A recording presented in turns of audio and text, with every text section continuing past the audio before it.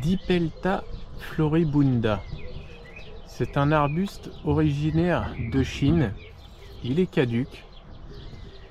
Sa floraison est assez originale. Par contre, elle reste assez discrète.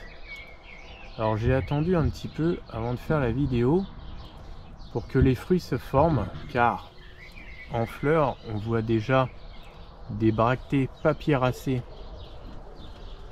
qui se forment, et ensuite ça forme des pseudo-fruits décoratifs avec les graines.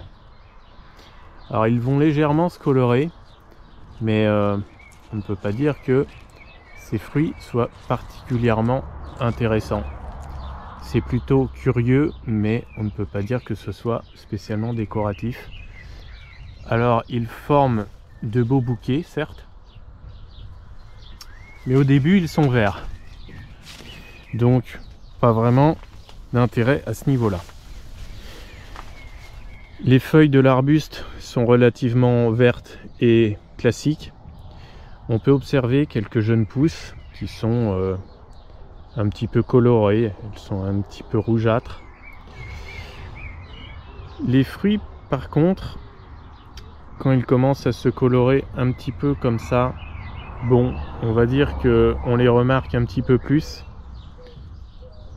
Alors la floraison est un petit peu discrète car les fleurs s'ouvrent un petit peu les unes après les autres. Alors pourquoi c'est un arbuste très rare?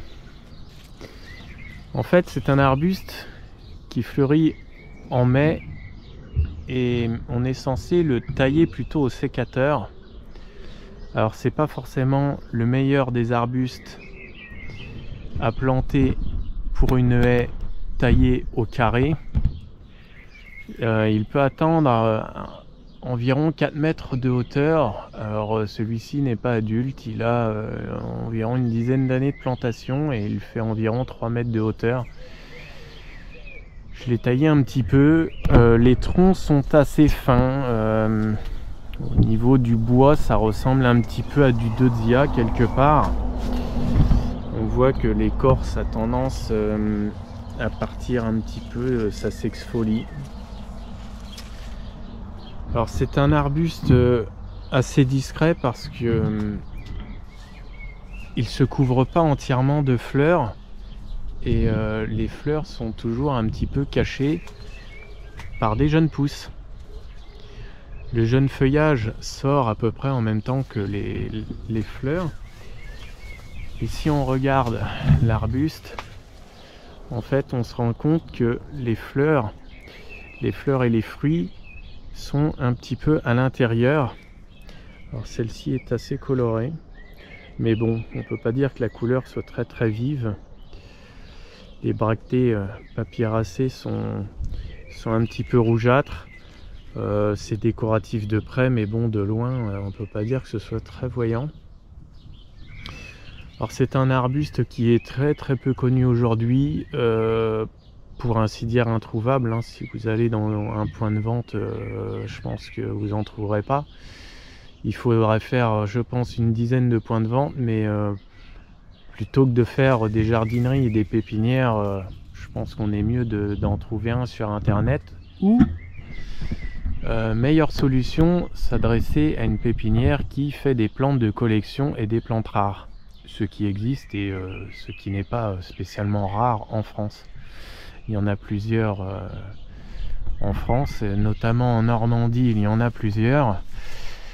Soit on peut aller dans une très grande jardinerie au rayon, alors la plus grande jardinerie de France, certes, au rayon plantes de collection. De temps en temps ils ont des arbustes rares comme ceci, ou alors dans une pépinière qui fait beaucoup de plantes rares et un petit peu spécialisées dans les végétaux d'ornement plutôt que des végétaux de haies classiques type thuya, charme, hêtre et autres ifs persistants, conifères et compagnie. Alors le feuillage n'est pas particulièrement intéressant, il est très classique, il est vert. Bon, à l'automne on peut pas dire qu'ils prennent des couleurs très intéressantes. La fleur ressemble un petit peu au Coluizia quelque part. Et les bouquets de fleurs, c'est ce qui fait justement que la plante est très discrète, c'est que les bouquets de fleurs sont relativement disséminés sur la plante. On en trouve un petit peu partout. Et les fleurs ne s'ouvrent pas forcément en bouquet tout en même temps. Elles sont parfois un petit peu décalées, ce qui forme des bouquets de 1, 2, 3, 4 fleurs et elles sont pas forcément ouvertes, sont pas forcément synchronisées, ce qui fait que les bouquets ne sont pas très impressionnants. Alors c'est une plante très discrète et tout compte fait, de loin la floraison ne la remarque pas. Alors pourquoi l'acheter? Eh bien c'est pas compliqué, je dirais, c'est juste le principe de la collection, parce que autrement on peut pas dire que ce soit un arbuste absolument magnifique, remarquable et à avoir absolument. Je l'ai acheté parce que je collectionne et parce que je voulais connaître cette plante. Autrement, je vois pas pourquoi je le conseillerais plus qu'un autre. Il est caduc, alors en hiver, sachant que c'est pas une plante qui est très compacte et qui forme beaucoup de tiges.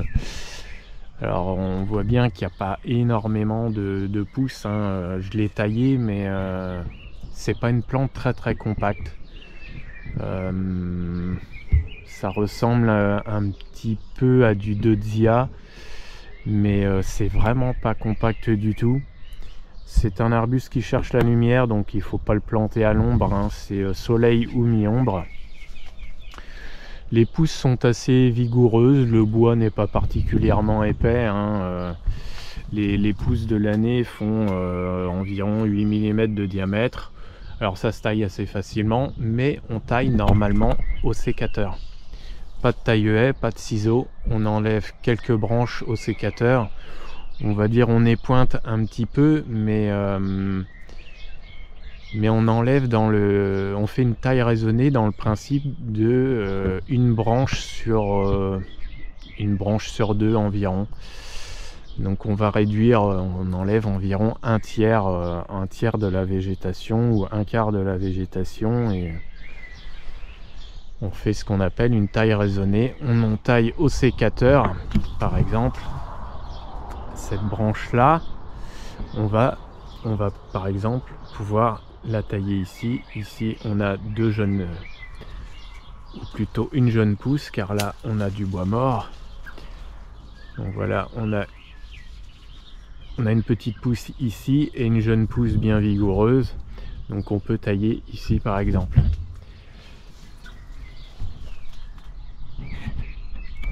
Alors c'est un arbuste que l'on peut planter en haie libre, mais ça reste une plante de collection au niveau ornement. On va dire que même si les fruits peuvent être assez intéressants, ça reste une plante un petit peu réservée aux collectionneurs, un peu comme moi. Au niveau du pied de la plante, on peut jeter un œil.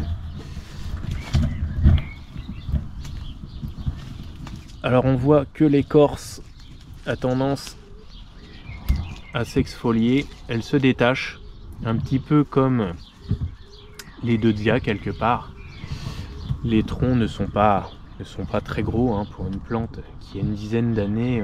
Les troncs font 3-4 cm de diamètre, pas plus. Donc ça reste une plante, ça reste un arbuste, même en vieillissant, même si je pense qu'il peut dépasser les 4 mètres, car aujourd'hui il mesure 3 mètres. Je pense que dans 10 ans il fera plus de 4 mètres. On ne peut pas appeler ça un petit arbre, ça reste plutôt un arbuste.